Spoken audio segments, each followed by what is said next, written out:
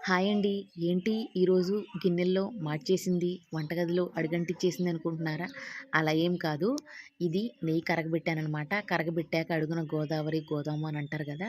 అది మీ అందరికి తెలిసిందే. నేను ప్రత్యేకంగా చెప్పాల్సిన అవసరం లేదు. లాస్ట్ టైము నేనొక వీడియో చూశాననమాట. ఈ గోదాములో కూడా నుంచి నెయ్యి ఎక్స్ట్రాక్ట్ చేయొచ్చని ఒక ఆవిడ వీడియో పోస్ట్ చేసింది. సరేలే ఏంటా అని చూస్తే, ఏం లేదు ఇందులోనే ఒక గ్లాస్ వాటర్ పోసి పొయ్యి మీద పెట్టి మరగబెడితే నెయ్యి వచ్చిందని చెప్పేసి వీడియో తీసింది. సరేలే మనం కూడా ట్రై చేద్దాము. ఎందుకు నెయ్యి వేస్ట్ చేయాలి? అసలే కాస్ట్లీ కదా హోమ్‌మేడ్ నెయ్యి అని చెప్పేసి ట్రై చేశాననమాట.